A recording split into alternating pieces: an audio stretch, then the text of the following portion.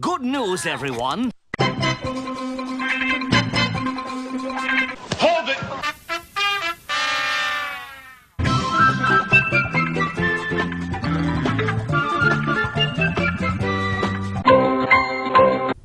Hello, I'm Loretta Swit, and I've got a secret. From the Ed Sullivan Theater in New York City, here is I've Got a Secret!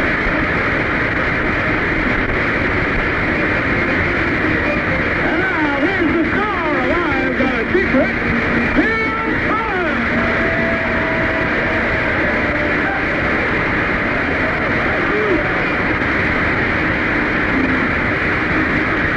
Thank you all very much, and welcome to another edition of I've Got a Secret. The most important thing on a show of this kind, friends, may we meet our panel. First of all, on loan from CBS sportscaster Phyllis George.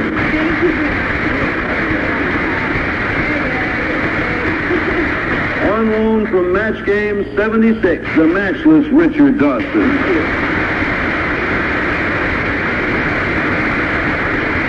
On loan from New York Television's Pat Collins show, Pretty Perky Pat Collins. On permanent exhibition here at I've Got a Secret, Henry Morgan, and that is our bag.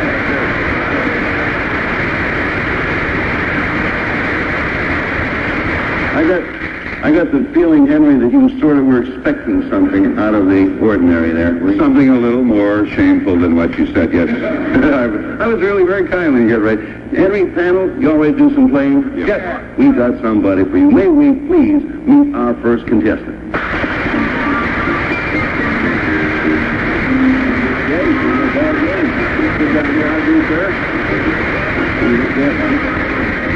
A lieutenant and Marine Corps, I see. How are you, Lieutenant? Fine, thank you.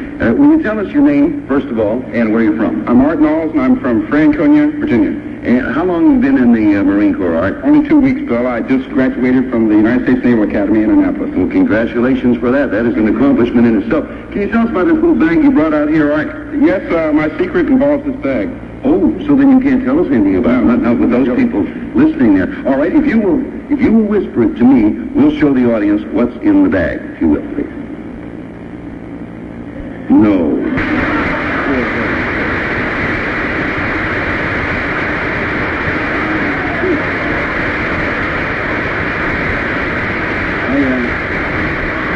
I have heard that the Marines from time to time live dangerously. Anyway, nice to have had you here, Art. Panel, the secret concerns what Art has in the bag and what he's going to do with it. We're going to start the questioning with Richard, with Richard Dawson. It's not what you think. I don't care what you think. Go ahead. May I call you Art? Yes, please. Okay, please. He's so serious. Yeah. Are you the first Marine Avon lady?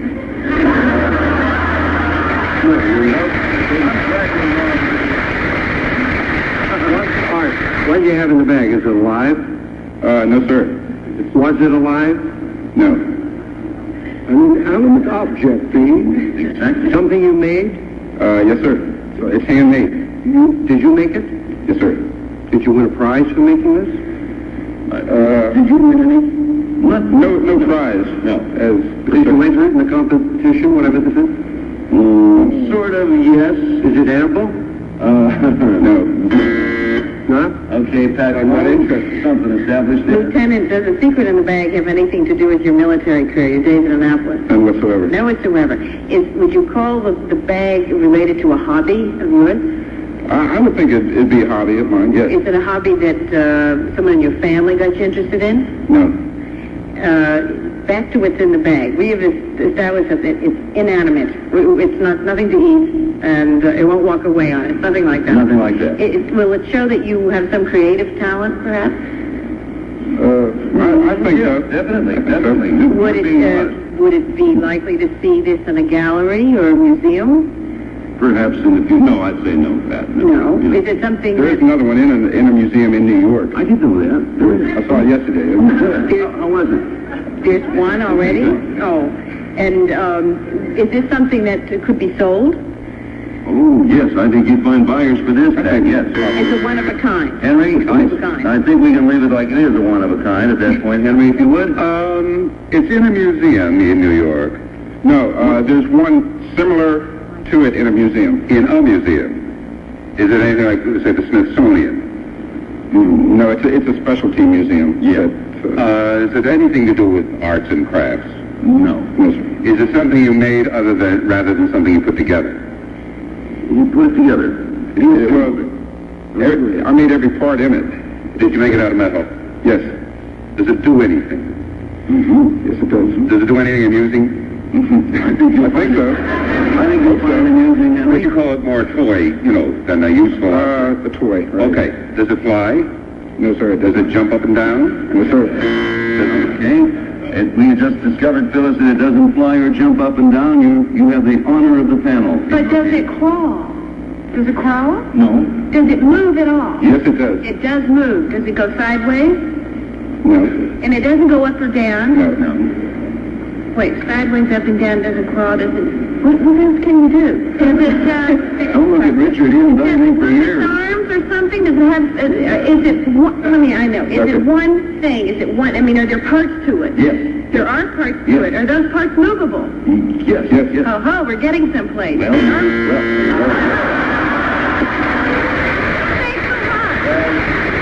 You were getting someplace, but it looked like time ran out. I am going to tell you what's in the bag, and in so doing, we'll reveal the secret. In that bag is...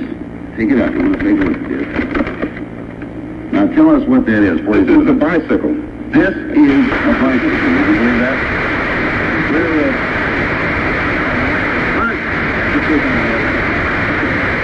Now, we mentioned before that you're going to write us, where do you sit? Well, it doesn't have a seat. You sort of have I can see that. to just sort of hump over. And what do you hold on to? Well, you hold on to these. These are the handlebars, and they just fit right in the top. And you ride this thing? Right. When did you ride it last? It was about a year ago. We'll try it now. Sure. Right, then you go ahead. This one's going to you take your bicycle, and Art's going to give this a ride, and at least he says he is. Oh, Art, don't fall. Good luck, Art.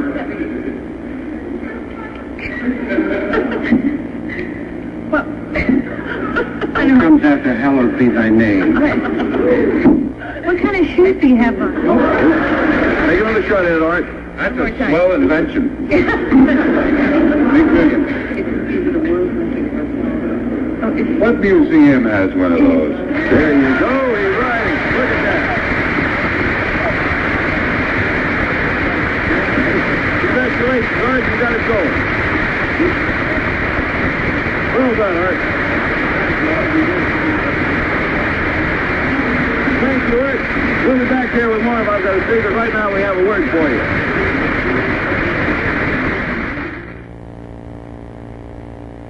And may we have our next contestant, please?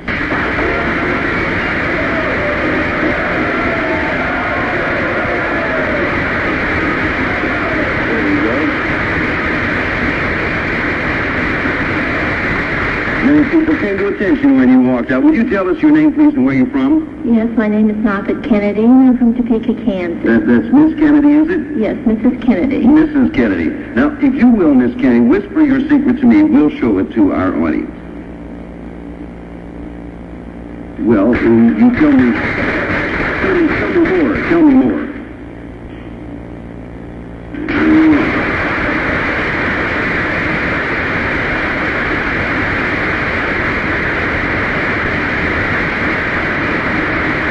Happy to have you with us. Miss Kennedy? Okay, panel, Nappet Kennedy, she has a secret which involves a relative of hers. A secret which involves a relative of hers. We'll start the game with Pat Collins. Mrs. Kennedy is a relative of sister? Yes. Mm-hmm. Is it a twin sister? It is a twin sister. Now, wait just a moment. Now, you got right there. You got a right answer. It is a twin sister. Would you like to meet the twin sister? Would you bring the twin sister I would up, very much please? like to meet the twin That's sister. part of the secret. Yeah, but bring it out. Would you sit down, please?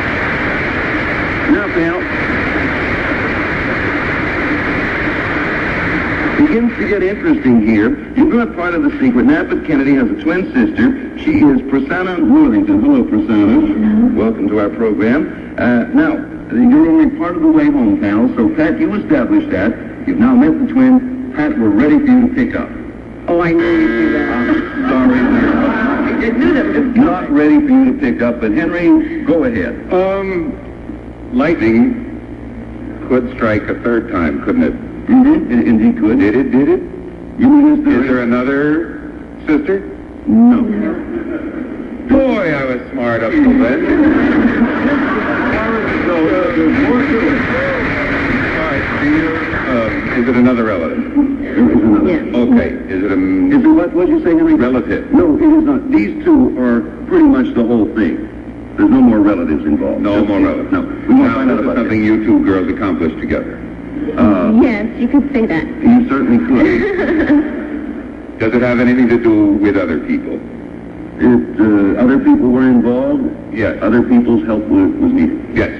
Are they in any way related to you, these other people? Not really. Not the important part of this, Henry. No. Okay. Are the other people? Sorry. Phyllis. Girls, does this have to do with something that started with birth? It actually started with birth, yes. Well, obviously it started with birth, Phyllis. Is this what this, does this have to do basically with what the secret is? What started at birth has to do with what the secret is, yes. You were never What? connected or anything, were you? Were Siamese twins? They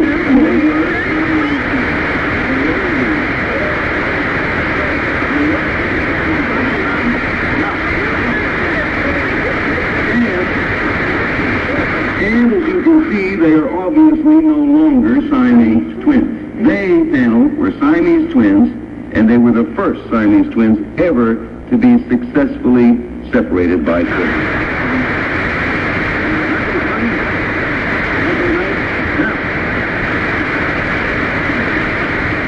Rosanna, I'm going to address this to you, Rosanna. You live in California, now, but you're in Kansas, right? Topeka. Do you see each other often? No, we don't, unfortunately, because of the miles, but we are very, very close emotionally. How do you mean that, Rosanna? Recently I was very sick, and my twin sister, Nauset, knew for some reason that I was extremely ill, and she called me. Mm-hmm. Now, could you remember anything about the days before your separation? No, we were very young, we were only 22 months old, but my mother, who's behind stage, would like to tell you the story. Would you like Your to meet mother her? is here. By all means, bring her out. Yes, sir, you do it. Right. How are you doing? Good, you sit down there. Look yourself. Oh, my, there is the mother. Now, actually, this is Mrs. Atkinson, correct? Right. Tell us your full name, Miss Atkinson. Florence Atkinson. And naturally, you were not the natural mother of these girls. When did you first meet the girls? In 1953, when they were 5 months old, they were in the hospital in Bangkok, and they were joined by to the abdomen and had a common liver. That's what made it so difficult. My goodness, actually? Mm-hmm. Now, what were you doing there? My husband was with the Foreign Service, United States Foreign Service, and I went to work immediately over there with volunteer hospital workers. Mm-hmm. And they were the first little people I saw when I got in the hospital. Now, where was the operation, the separation actually performed? In Billings Hospital in Chicago, for which we had to raise money to send them there, find a doctor who would do the job, and overcome the Buddhist religion, reject the idea that they would not interfere with the life, even though they were not expected to live more than 2 years. And I assume from seeing these healthy, beautiful girls that you succeeded in both cases. You overcame the prejudice against the separation. We worked How much very money did you have to raise to get them here? $6,000. I think you're a marvelous person for doing just that. What would have happened to the girls had the operation, Miss Atkinson, not been performed? Well, they said they couldn't live more than 2 years, a little over 2 years. And it was some time ago. And after they were operated on, they were taken back to Thailand in beautiful shape, but their only future was to go to an orphanage as soon as they had convalesced, and they would be taken from there to work in some affluent Thai home. And I said, well, they plan to keep them together, and the doctor said, oh, that isn't practical, Mrs. Atkinson. If somebody's coming for a free servant, they'll take one. And I said, that's not good enough. We're going to adopt them. So you and your husband Yes. adopted the girls. We had 2 sons in college and 2 daughters in high school at the time, and just about full up as far as we could do things physically and financially, but we managed. With the 6 of you? Yes. Are the girls now U.S. citizens? They were naturalized when they were 8 years old. And they're now married to 2 very nice American men. And that's a real happy ending. All story. 6 of my children are married, and I have 12 grandchildren. To date. We have enough. Yes, Susanna, thank you, Miss Atkinson. Thank you for a very inspiring play. We'll be back here in just a moment, but right now we thought you might want to watch this. Panel, ladies and gentlemen, it's time now to meet our special guest for tonight. Straight from the Korean War, here is Major Margaret Houlihan Loretta Swit.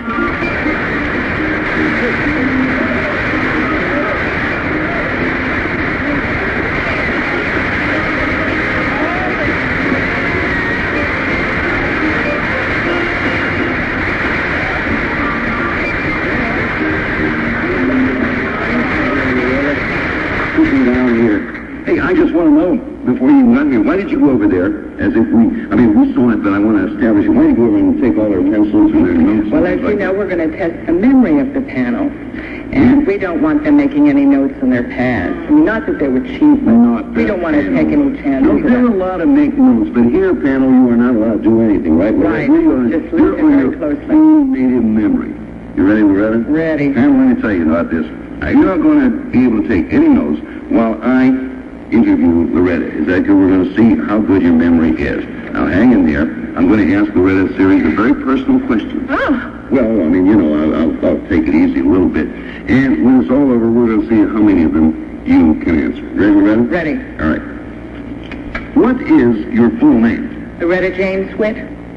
Before you got into show business, what sort of jobs did you have? Well, I worked as a clerk in a library, and then I worked at the Kelly Girl as a typist. Oh, how fast could you type? About 65 words a minute. Loretta, this is sort of personal. How much you make at the time? The most I ever made as a secretary was $3,000 one year. To change the subject, if I may, when did you study acting? When? Mm-hmm. Where? Where? Yeah, where? Gene Frankel's Theater Workshop, which used to be at 115 McDougal Street in the Village. And then it moved, and it's now at 345 East 63rd Street in New York. Isn't that interesting? It used to be at 115 McDougal Street, huh? Now it's up there. McDougal, What was your first professional job, Loretta? I was the understudy to the lead in a play called Any Wednesday, and it was the National Touring Company. Oh, it was a touring company. Oh, yes. Please tell us some of the cities you visited. Well, now let's see. There was Boston and Minneapolis and Chicago and Honolulu, Los Angeles, Okay. San Francisco. All right. Now, you're currently appearing on MASH. What are the letters MASH, MASH, stand for? MASH stands for Mobile Army Surgical Hospital. And what exact outfit are you in, Loretta? 4077. Tell us a little more about your role, if you would. Yes, well, Major Margaret Houlihan is an Army brat who had a colonel for a father and a nurse for a mother, and she was conceived on maneuvers. Now, Pam, I'm sure that you absorbed everything Loretta had to say to you. I hope you did, because Loretta's going to be our judge. She's going to decide whether you were right or wrong. Now, we're going around the panel here one at a time, and if you can't answer or answer incorrectly, you're going to have to put up that little outsign in front. Do you all see the outsign there? Yeah. We'll play it sort of like a spelling bee. And for the winner, we have an autographed copy of Henry Morgan's book, Dog. Hooray! Sorry, I think I wrote on board. And if nobody wins, we'll give it to Henry, and you can autograph it for him. Phyllis, we start with you. What is Loretta's full name? Loretta Jane Swit. That's right. Very only good, thing I Phyllis. Richard, how many words a minute is Loretta able to type? 65. That's very good. That's good. Pat, how much money did Loretta earn in her best year as a Kelly girl? $2,000. Okay. Henry, what was Loretta's... Henry, what was Loretta's first professional acting job? Oh, as an understudy for Any Wednesday. You buy that? Yes, that's good. Me. Okay, we're back to you, Phyllis. What was the name of the workshop where Loretta studied acting? Only thing I couldn't remember. No excuses, Phyllis. What was the... Gene Kelly? No. No, that is wrong. Now, hold it. I get a second chance. No, you don't. What? Well, you put your out sign up, and I'll tell you what. We don't want to give you a thing. Now, in order to stay interested, you have to answer that question. Was it Franklin? Eugene Franklin? Or Close. Frank something? Excuse me. Think. All right. Close doesn't count. What was it really? It was Frankel. Frankel. Frankel is good. But from over here, it sounded like Frank. Okay, keep your Just put it on the side.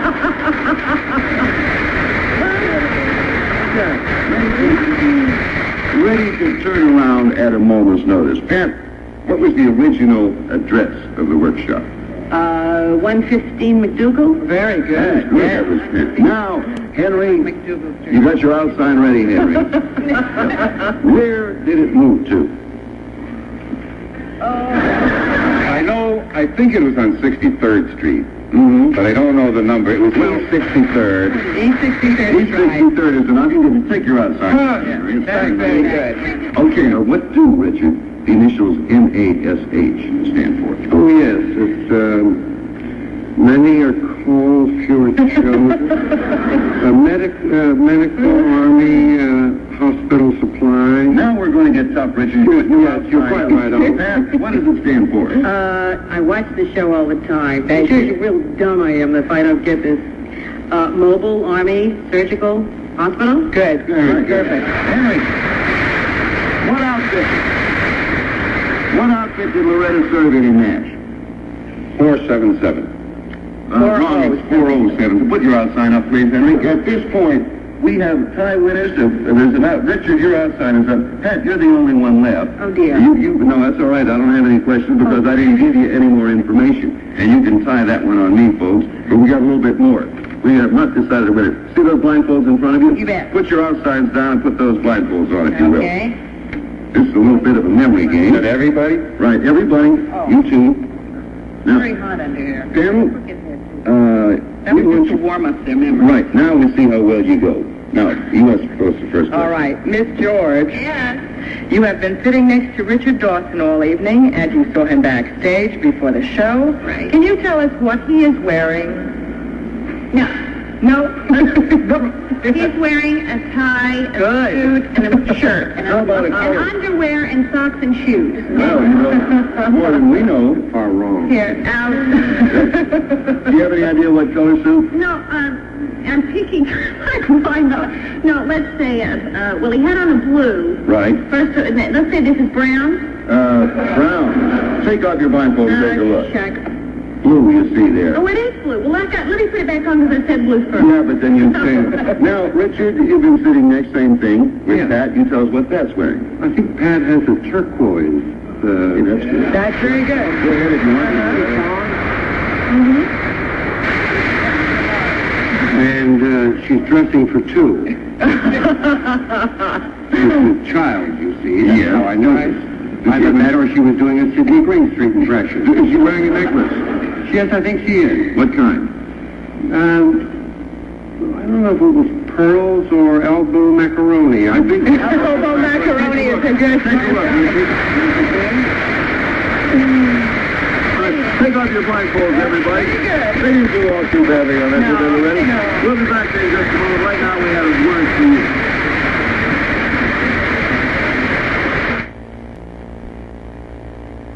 Thank you for being Thank with us. you. This is the last one of our series of 4 I've Got a Secret programs. We hope to be back again sometime, somewhere, if not here, with lots more. In the meantime, our thanks to all of you. Thank you, Loretta. Thank you, everybody, for being with us. Phyllis George, Richard Dawson, Pat Collins, and lovely Henry Morgan. Thank you. See you next time. Goodbye.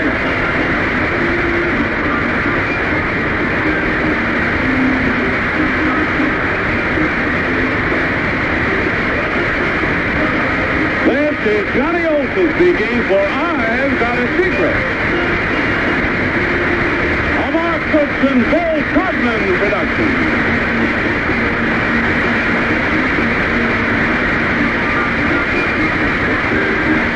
Walter Cronkite and the CBS News team take you to the Democratic National Convention starting next Monday.